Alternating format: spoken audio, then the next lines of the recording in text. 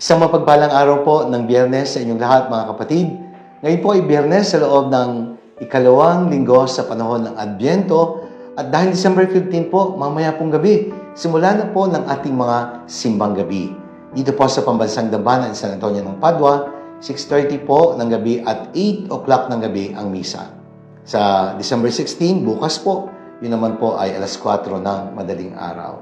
Kaya inaanyahan po namin kayo kung kayo po ay malapit lang dito sa pila, magsimba po tayo, ihanda ang sarili sa pagdating ni Jesus sa panahon ng Kapaskuhan sa pamagitan ng mga misa na binaryo sa panahon ng ating mga simbang gabi at misa di Gallo. Pagbati po sa mga viewers, sa mga supporters and followers of our daily gospel reflection. Maraming salamat po sa inyong patuloy na pagtangkilik sa gawaing ito. Isa po kayo sa mga dahilan kung bakit kami po ay nagsisikap na ito ay ipagpatuloy for the greater glory of God. Sa mga deboto ni San Antonio ng Padua, pagbati din po sa inyong lahat at sa lahat po ng mga benefactors namin.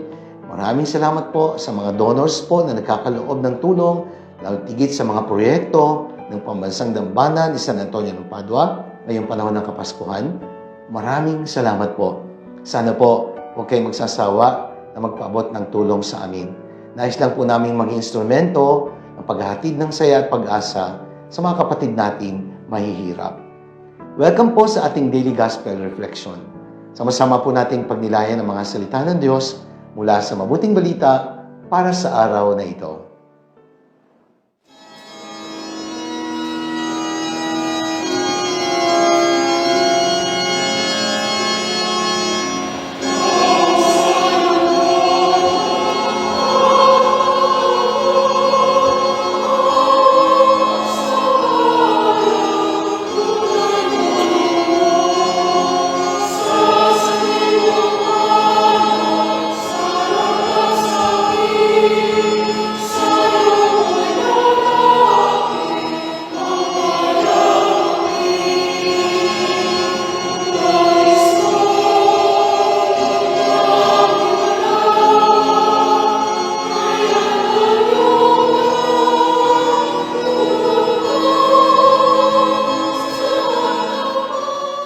Mga kapatid, ngayon pong Biyernes sa loob ng ikalawang linggo sa panahon ng Adbyento, atin pong pagdinilayan ang mabuting balita ayon kay San Mateo mula po sa ika-11 kabanata, mga talata 16 hanggang 19. Ang title po ng pagdinilay na aking ibabahagi ay nagsasabing, maging tama sa init at maging tama din sa lamig. Ibig sabihin, kumilos ng naayon sa inaasahan ng Diyos. Marahil po may magsasabi sa inyo, Father, parang mali po yata. Hindi po ba ang tama sala sa init, sala sa lamig? Oo nga po, iyan po ang malimit nating madinig. Yung mga taong hindi natin maintindihan, yung bang ito ang inaasahan mong gagawin niya, pero iba naman ang ginagawa. Yung mga taong inaasahan mong magpapakabuti, pero sila pa'y nagiging dahilan para sa ikasasama ng iba. Sala sa init po, sala sa lamig. Pero ang nais ng Panginoon, maging tama sa init, maging tama sa lamig.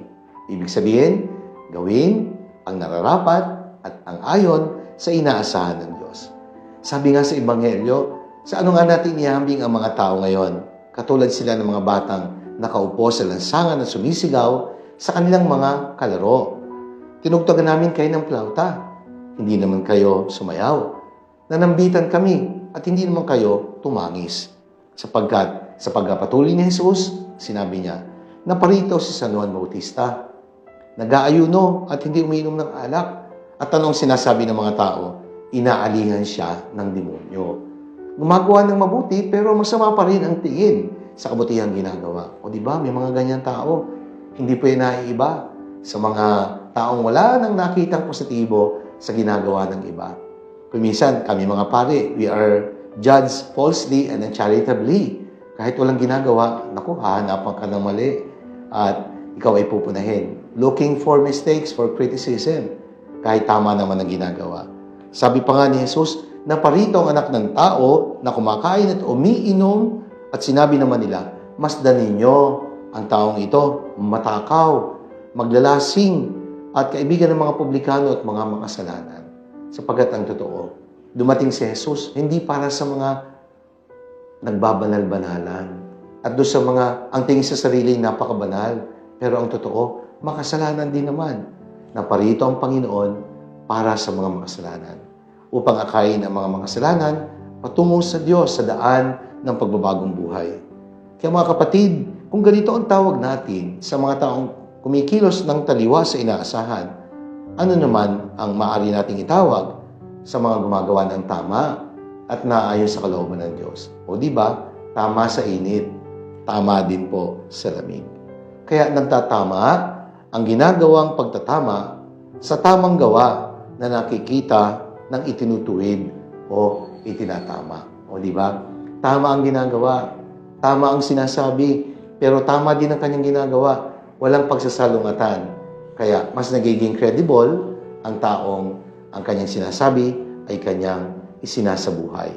Kaya kung itinuturo ng magulang sa kanyang anak na mali ang pagsisinungaling, pero kung siya naman ang numero unong sinungaling, paano siya magiging kapanipaniwala? Kung sinasabi ng magulang na hindi mabuti ang magsugal, pero mismo magulang naman ang hindi mapuknat sa upuan, sa taong-itan, sa mga madyungan, sa sugalan, hindi siya magiging kapanipaniwala. Nangangarap kang umasenso sa buhay, gusto mong umantas ang antas ng inyong pamumuhay, pero numero uno ka naman sa katamaran. Paano mangyayari ang bagay na iyong pinapangarap? Kaya kung gusto mong umani ng respeto, matuto kang rumespeto sa iba. Kung gusto mong maging mapayapa ang buhay mo, huwag kang mang-away na mang-away at ipakitang ikaw lagi ang tama at magaling. Hindi po maganda yon.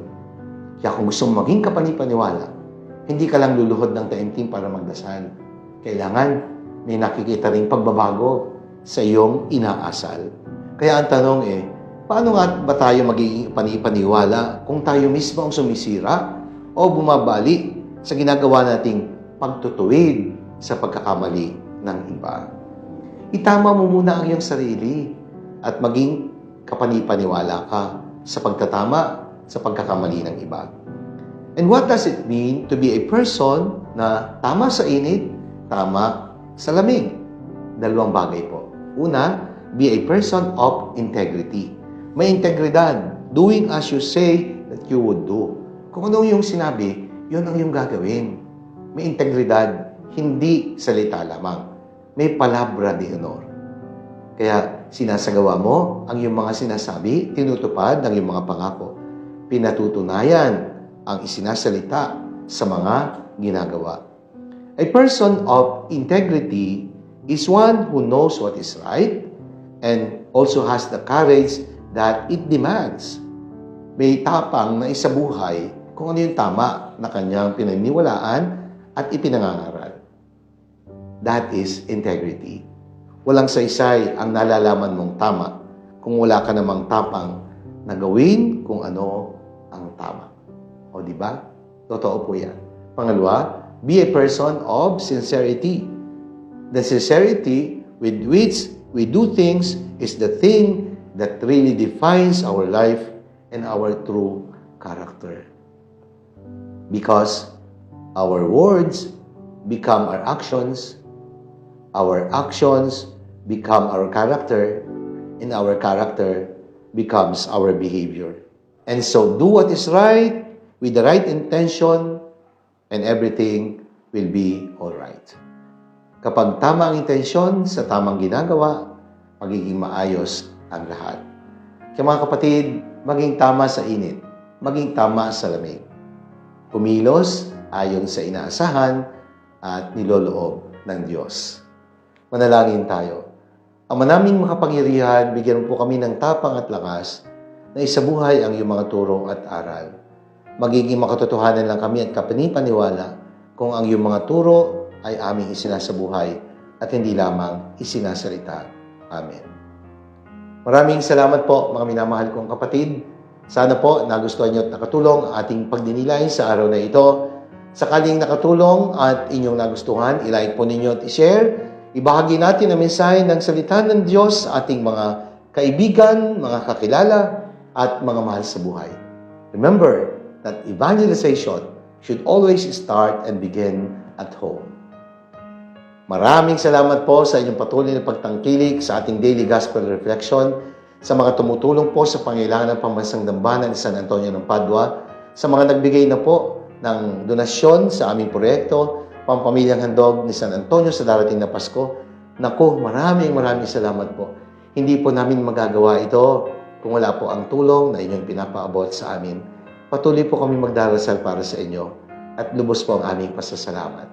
Good luck po sa mga kapatid kong pari, mamaya pong gabi, simula na po ng mga simbang gabi at bukas po na madaling araw ay may mga misa ligalyo na.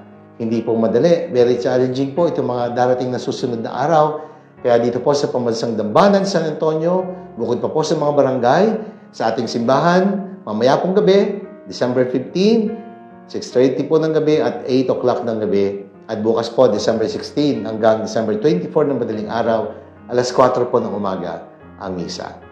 Pagpalain po tayong lahat ng makapangyarihan Diyos, Ama, ng Anak, ng Espiritu Santo. Amen.